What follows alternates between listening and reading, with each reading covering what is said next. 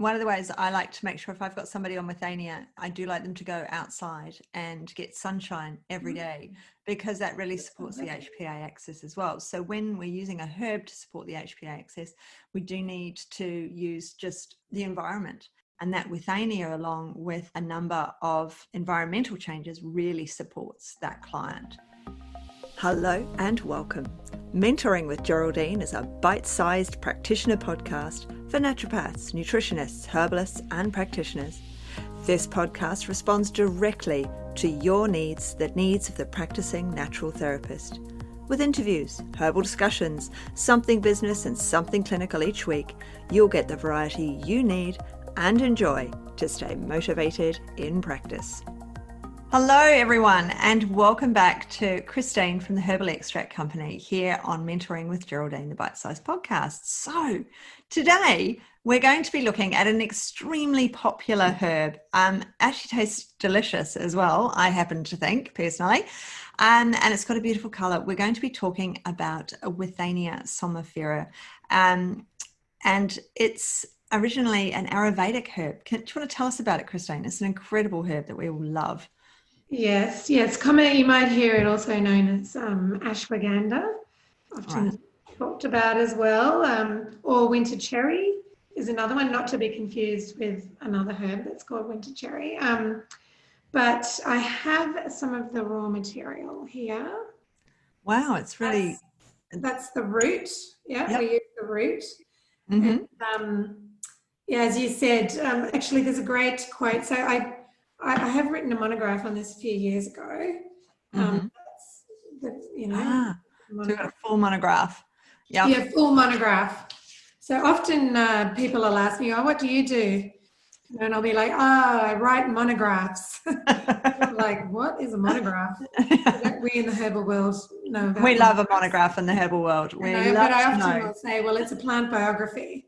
Yeah. It's the biography of a plant. And this one's quite long because there has been quite a bit of research, because as you said, it's one of the most popular herbs and adaptogens, as we talked about previously. But there's a great quote from a scholar, from an Ayurvedic scholar from 100 BC.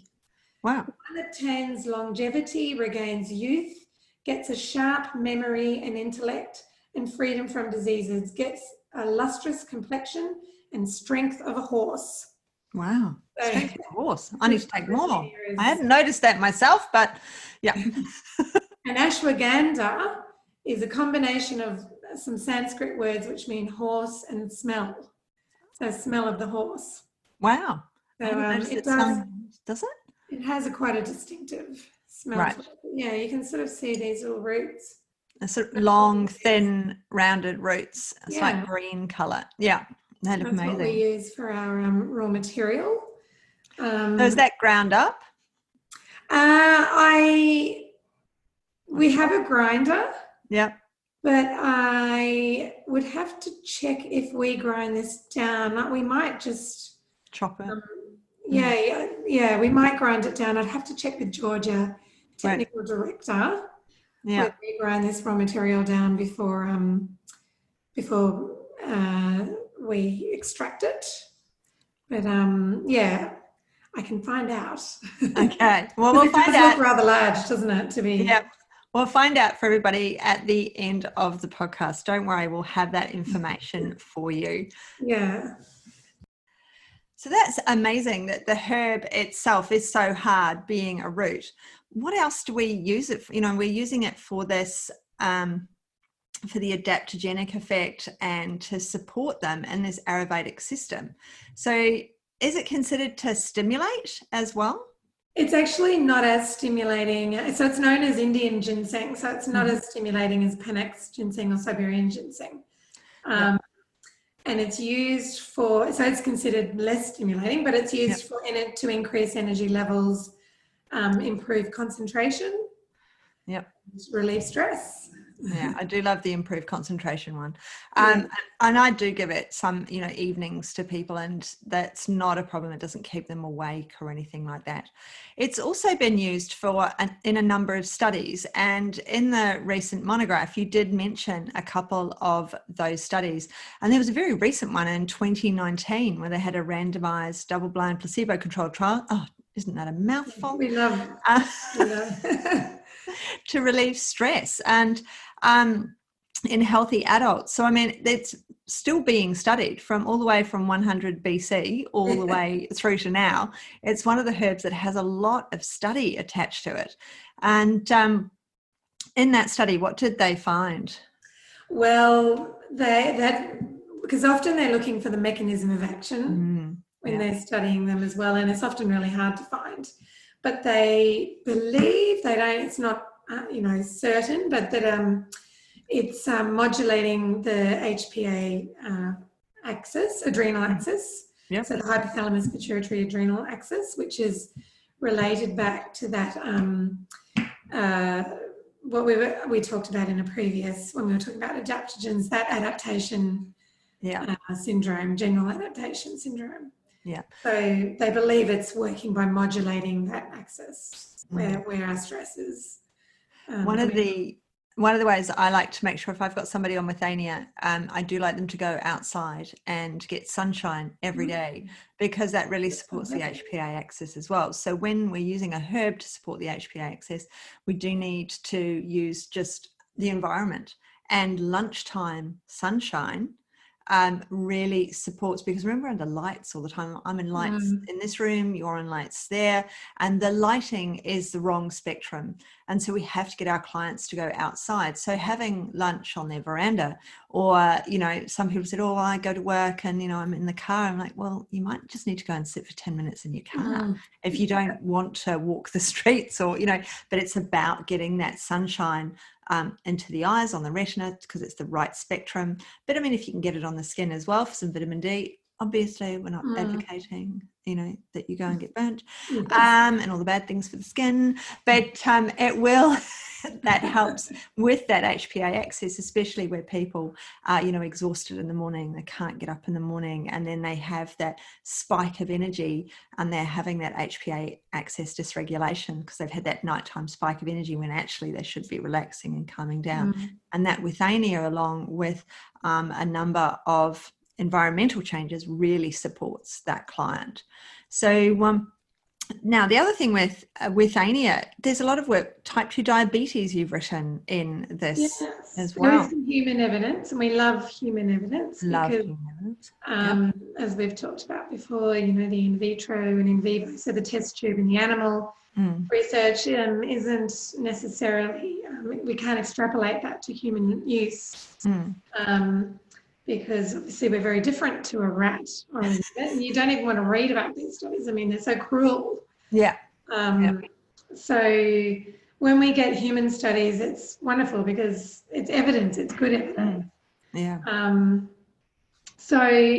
was a study, there is some human evidence that Withania may be helpful in type 2 diabetes because it reduces blood sugar levels.